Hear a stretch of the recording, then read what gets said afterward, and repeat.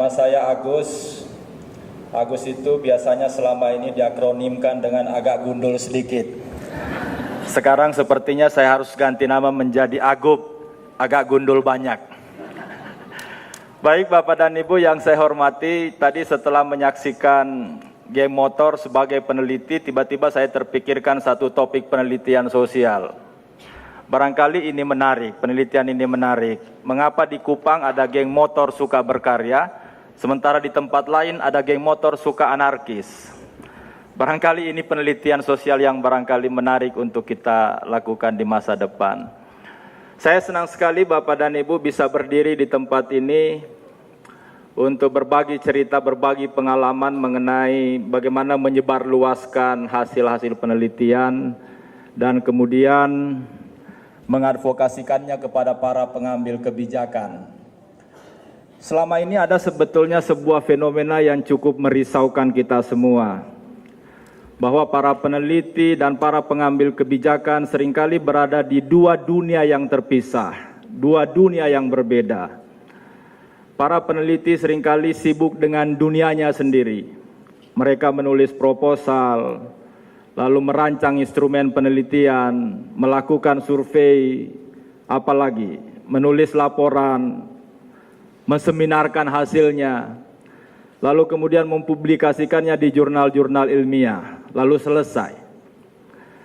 Seringkali para peneliti menganggap bahwa ketika tulisannya, hasil penelitiannya dipublikasi di jurnal ilmiah, terutama yang terakreditasi, itu dianggap sebagai sebuah pencapaian paling tinggi. Dianggap bahwa jurnal ilmiah itu adalah tujuan akhir dari seluruh proses penelitian. Cerita-cerita tentang hasil penelitian yang disimpan di laci, disimpan di rak-rak berdebu, disimpan di rak-rak perpustakaan seringkali kita dengarkan. Lalu di dunia yang lain, di dunia para pengambil kebijakan, cerita yang sama juga kita dapatkan. Dunia para peneliti dan dunia para pengambil kebijakan.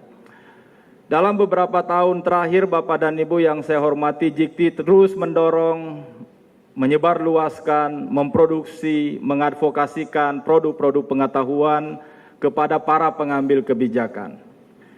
Misi utama JIKTI sesungguhnya adalah bagaimana membangun tradisi apa yang disebut dengan evidence-based policy making, pembuatan kebijakan berbasis data, penyusunan kebijakan berbasis fakta di kalangan para pengambil kebijakan. Itu adalah misi utama dari JIKTI yang kemudian kita tuangkan di dalam Renstra JIKTI. Saya sebagai peneliti dan focal point JIKTI Sulawesi Selatan, Bapak dan Ibu, dalam beberapa tahun terakhir telah menghasilkan sejumlah penelitian. Tapi hanya sedikit yang saya advokasikan. Lalu yang kedua, pengelolaan keuangan daerah juga di Provinsi Sulawesi Selatan. Yang ketiga yang saya advokasikan, pengentasan kemiskinan di Gorontalo sekitar 4 tahun yang lalu. Dan yang terakhir sementara berjalan adalah perencanaan berbasis data di sebuah kabupaten yang namanya Polewali Mandar di Sulawesi Barat. Risalah kebijakan tentang bagaimana menangani kemiskinan di Gorontalo. Lalu kemudian saya dikontrak oleh Bapeda selama 1 tahun di 2010 itu. Saya membantu Bapeda untuk memformulasi program, menyusun kegiatan, saya memfasilitasi SKPD, menyusun program dan kegiatan. Alhamdulillah 2011 angka kemiskinan turun. 2012 angka kemiskinan turun, tapi kemudian kontrak saya diputus. 2014 saya dengar kabar Gorontalo angka kemiskinannya naik lagi. Mudah-mudahan saya dapat kontrak baru lagi. Lalu kemudian cerita yang saya kira menarik berikutnya adalah advokasi saya terkait dengan perencanaan berbasis data di Kabupaten Polewali Mandar.